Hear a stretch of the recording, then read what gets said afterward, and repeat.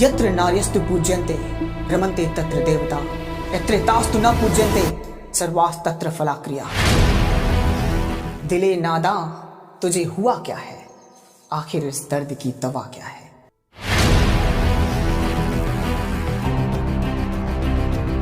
All the public speakers have the different orientation to be a public speaker.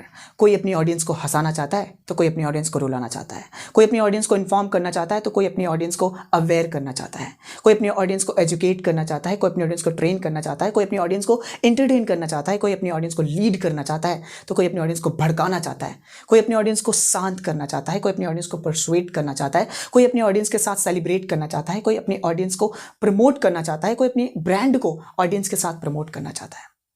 For all these things, we need a relevant and powerful content. हंसाने के लिए अलग content, रुलाने के लिए अलग content, भड़काने के लिए अलग कंटेंट, शांत करने के लिए अलग कंटेंट। कहते हैं कि काम अलग तो नाम अलग। सोने का काम करे तो गोल्ड स्मिथ, लोहे का काम करे तो ब्लैक स्मिथ, मिट्टी का काम करे तो पॉटर, और वहीं पर लकड़ी का काम करे तो carpenter. Similarly, we need different contents for different purposes.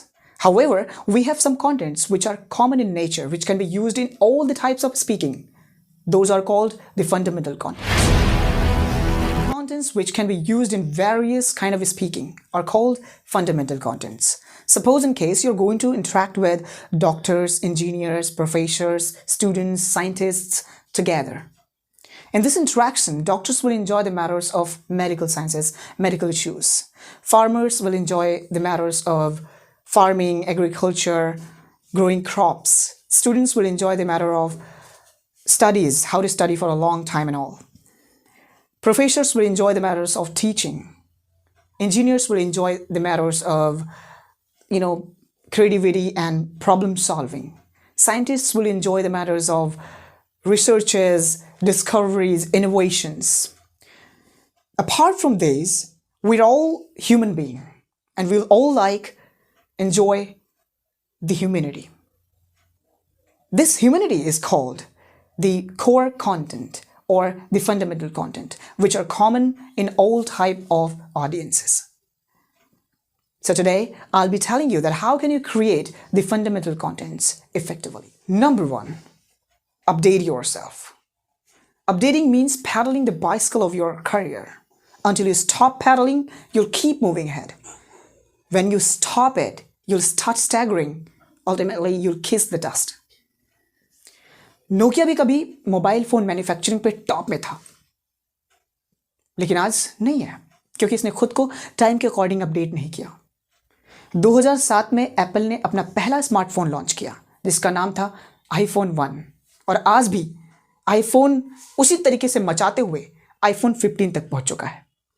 इसने खुद को हमेशा टाइम टू टाइम क्या किया, अपडेट किया, अपग्रेड किया, जिसकी वजह से ये एवरग्रीन बन चुका है। If you want to be also evergreen public speaker, so please keep updating yourself.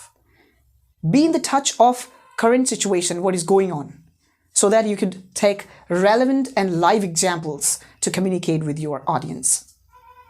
Start reading newspaper, watching news. कहते हैं कि seriousness ends with simplicity. अगर मैं आपको simply बोलूँ respect the women, महिलाओं का सम्मान करो, तो आपको लगे बड़ी नॉर्मल बात है, आप नहीं करने वाले। लेकिन मैं इसी बात को अगर ऐसे बोलूं, यत्र नार्यस्तु पूज्यन्ते रमन्ते तत्र देवता यत्र तास्तु न पूज्यन्ते सर्वास्तत्र फलाक्रिया। जहाँ पर नारियों का सम्मान किया जाता है, नारियों को पूजा जाता है, वहाँ पर भगवान निवास करते हैं। जहाँ पर नारियों को सम्मान नहीं किया जाता, वहाँ सभी कार्य विफल हो जाते हैं। That's Y please respect the women. अब आपको लगेगा कि बहुत भारी बात है, यहाँ पर मैंने एक फॉर्मूला यूज़ किया था। आई यूज्ड वर्सेस, मैंने यूज़ किया एक वर्स को, एक श्लोक को, एक पंक्ति को जो कि संस्कृत में था। I made a problem to solve. मैंने क्या किया, एक प्रॉब्लम बनाया, उसी को सॉल्व किया। सबसे पहले उस कॉमन सी बात को मैंने एक संस्कृत की लाइन में ढाल दिया जो आपको कठिन लगा, जो आपको टफ लगा। आपने ध्यान से सुना, आपको लगा बहुत ही बड़ी बात है, बहुत ही इंपॉर्टेंट बात है, फिर आपने उसकी सीरियसनेस को समझ लिया। पंडित जी भी यही रूल अपनाते हैं, वो कोई मंत्र को रिसाइट करते हैं, उसके बाद उसी मंत्र का हिंदी में अनुवाद करके बताते हैं, और हमें लगता है कि बहुत ही बड़ी बात है। अगर पंडित जी डायरेक्टली हिंदी में बताते ना, उतनी वैल्यू नहीं क्रिएट हो पाती। So this is what you have to use the verses from Gita, Bible, Quran, right, Ramayana, Mahabharata, you can use the verses, आप श्लोकों का इस्तेमाल कर सकते हो in your communication, in your public speaking. So make a list of verses in your fundamental diary. If you're really into public speaking, so you must make a list of quotations or golden statements.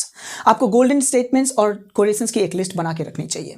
Golden statement या quotations क्या होते हैं? कोई महान लोगों की महान बातें जो लोगों को इंस्पायर कर सकती है, मोटिवेट कर सकती है, कनेक्ट कर सकती है. तो आपको लिस्ट बनाना है. आप एपीजे अब्दुल कलाम सर की कोटेशंस पढ़ सकते हो, आप अब्राहम लिंकन की कोटेशंस पढ़ सकते हो, आप चाणक्य की कोटेशंस पढ़ सकते हो, आप विवेकानंद जी के कोटेशंस पढ़ सकते हो. ऐसे बहुत से महान व्यक्ति हैं जिन्होंने बहुत ही बड़ी बड़ी बातें छोटे शब्दों में कह दी है. उन बातों को आप अपनी डायरी में मेंशन करो. कभी भी आप as an example, as an opening, as an ending लोगों के बीच उसको बोल सकते हो, and it could attract more people to you. Mirza Ghalib साहब ने क्या बात कही थी? दिले नादां तुझे हुआ क्या है, आखिर इस दर्द की दवा क्या है. लोगों को शायरी की लिरिक्स मीनिंग समझ में आए ना आए, लेकिन लोगों के चेहरे पर मुस्कान जरूर आ जाती है. लोग इस पे भर भर के तालियां बजाते हैं. That's why you must make a list of शायरीज एज वेल. आप अपने फेवरेट शायर को पढ़ सकते हो, राहत इंदौरी, मिर्ज़ा गालिब, अमीर खुसरो, तो जिनकी भी शायरी आपको पसंद है, या फिर आप खुद से भी शायरी क्रिएट कर सकते हो. लेकिन सबसे पहले आपको महान शायरों की शायरी पढ़नी पड़ेगी, जिससे आपको आइडिया लगेगा कि शायरी कैसे लिखते हैं. शायरी से ज़्यादातर जनता को कंट्रोल में लाया जा सकता है, लोगों को कंट्रोल किया जा सकता है, लोगों का अटेंशन अपनी तरफ ग्रैब किया जा सकता है. इंडिया के लोगों में ज़्यादातर शायरी का ही चुल्ल रहता है. अगर शायरी आपने बोला ना, लोग तुरंत अटेंशन तुम्हारी तरफ कर देंगे, आपकी तरफ कर देंगे, आपको सुनने लग जाएंगे. सो यूज़ शायरी. आप अपने फंडामेंटल कंटेंट क्रिएशन की डायरी में बायोग्राफीज भी मेंशन करो. बायोग्राफी का मतलब कि किसी महान व्यक्ति की बायोग्राफी जिसको आप as an example, as an opening, as an ending use कर सकते हो. तो बायोग्राफीज भी पढ़ो लोगों की जो सक्सेसफुल हैं, राइट. अगर आप ऐसे सेशंस लेते हो जिसमें आप बिजनेस के बारे में बात करते हो, तो आप बिजनेसमैन की बायोग्राफीज पढ़ सकते हो, उनके बारे में अपनी डायरी में मेंशन कर सकते हो, कहीं पर भी एग्जाम्पल ले सकते हो. आपने बहुत से ऐसे स्पीकर को देखा होगा जो जिस भी टॉपिक से बात करते हैं वैसे लोगों की बायोग्राफीज पढ़ के रखी होती है, वो एग्जाम्पल लेके बात कर देते हैं. So please read biographies. And बात करी जाए एनेक्डोट्स, स्टोरी टेलिंग की. Story telling is very engaging way in public speaking. Public speaking में स्टोरी टेलिंग बहुत ही अच्छा इंगेजिंग वे हो जाता है लोगों को कनेक्ट करने का. तो आप अपनी फंडामेंटल कंटेंट क्रिएशन की डायरी में ये भी जरूर मेंशन करना कुछ एनेक्डोट्स. एनेक्डोट का मतलब होता है a part of any big story, कोई बड़ी सी कहानी का छोटा सा पार्ट जो लोगों को मोटिवेट कर सके. जैसे कि महाभारत का कोई पार्ट ले लिया, रामायण का कोई पार्ट ले लिया, ठीक है, कुरान का कोई पार्ट ले लिया, बाइबल का कोई पार्ट ले लिया, तो उन पार्ट से भी लोगों को मोटिवेट किया जा सकता है. तो एनेक्डोट्स भी बहुत अच्छे ऑप्शंस होते हैं. चिर सजग आंखें उन्हें दी, आज कैसा व्यस्त बाना, जाग तुझको दूर जाना, जाग तुझको दूर जाना. ये मेरी कविता नहीं है, ये कविता है महादेवी वर्मा जी की, जो बहुत ही इंस्पायरिंग कविताओं को लिखती है. ऐसे ही न जाने कितने कवि और कवित्री हैं जिनकी कविताओं को आप बोलकर लोगों का मन अपनी तरफ आकर्षित कर सकते हो. हरिवंश राय बच्चन जी की कविताएं पढ़ो जो भी बहुत मोटिवेट करती हैं. सुमित्रा नंदन पंत, रामधारी सिंह दिनकर, कबीरदास, सूरदास, बिहारी, रहीमदास, ऐसे बहुत से कवि और कवित्री हैं जिनकी कविताएं आप लोगों को समर्पित कर सकते हो और लोगों को अपनी तरफ आकर्षित कर सकते हो. सो प्लीज़ अपनी डायरी में कविताओं और दोहों को प्लीज़ लिखो. We're almost done with our fundamental content creation. Now we're going to talk about how can we create an effective final and main content. अपना मेन कंटेंट कैसे क्रिएट करेंगे जो हमें अगले सेमिनार में, अगले वेबिनार में, अगले सेशन में लोगों के सामने प्रेजेंट करना है. उसके लिए अच्छी मेहनत होनी चाहिए, बैक स्टेज खूब मेहनत करनी है. ठीक है, कहते हैं कि आपका जो कंटेंट होता है बस 7% ही रोल निभाता है. उसके बाद 38% आपकी वॉइस, आपका टोन ऑफ द वॉइस है. आपका 55% आपकी बॉडी लैंग्वेज, आपका जेस्चर, पोस्चर प्ले करता है. ये एक रिसर्च से पता चलता है, राइट. तो ये 7% ही सब कुछ है. 7% ही आपका बॉडी है, उस पर ही कपड़े वगैरह पहनते हैं ना, परफ्यूम लगाते हैं. तो सबसे इंपॉर्टेंट आपका कपड़ा, आपकी बॉडी होती है, कपड़ा नहीं. कपड़ा मतलब बॉडी लैंग्वेज और आपकी टोन ऑफ द वॉइस. सबसे पहले तो कपड़ा होना चाहिए, आपकी बॉडी होनी चाहिए जिस पे आप कपड़े पहनाओगे, जिस पे आप परफ्यूम लगाओगे. तो बॉडी का मतलब आपका कंटेंट क्रिएशन. अपने अच्छे कंटेंट क्रिएशन के लिए आपको रिसर्च से गुजरना पड़ेगा. आपको अपने कंटेंट के बारे में बुक्स में पढ़ना है, आपको अपने कंटेंट के बारे में वेबसाइट्स पर जाकर पढ़ना है, आपको अपने कंटेंट्स के बारे में लोगों से बातचीत करके पूछना है, समझना है. उसके बाद अच्छे कंटेंट्स को फाइनलाइज करो, अच्छे रेलेवेंट एग्जाम्पल्स तैयार करो, रेलेवेंट इन्फॉर्मेशन तैयार करो, रेलेवेंट स्टोरीज तैयार करो अपने टॉपिक से रिलेटेड. उसको 3 पार्ट में डिवाइड करो. OBC, right. Divide your topics into 3 parts, OBC, opening, body, closing. ठीक है, opening, body, closing, opening, body, closing. So opening में क्या रखना है कि एंगेजिंग लाइन रखनी है, जो कि फंडामेंटल कंटेंट को यूज करके बनाया जा सकता है। आप कोटेशंस रख सकते हो, शायरी रख सकते हो, कोई बर्निंग क्वेश्चंस रख सकते हो, कोई हुक रख सकते हो, कोई क्लाइमेक्स रख सकते हो। तो ये कैसे करना है मेरे प्रेजेंटेशंस की वीडियो में एक्सप्लेन्ड है, वहाँ पे जाकर देख लीजिएगा। सेकंड, आपकी बॉडी पे बात करना। बॉडी का मतलब कि कौन कौन से पॉइंट्स आप शेयर करने वाले हो, एजेंडा क्या है, उसमें बुलेट पॉइंट्स क्या है, क्या फॉर्मूलाज यूज़ कर रहे हो, वो सब ऑडियंस को शेयर करना है। In the last you have to tell very inspiring line, because last वाली बात जो होती है ना, बहुत आखिरी तक, देर तक याद रह जाती है। तो आखिरी में भी आपको कोई मोटिवेशन और एक सॉलिड क्लोजिंग के साथ एंड करना है।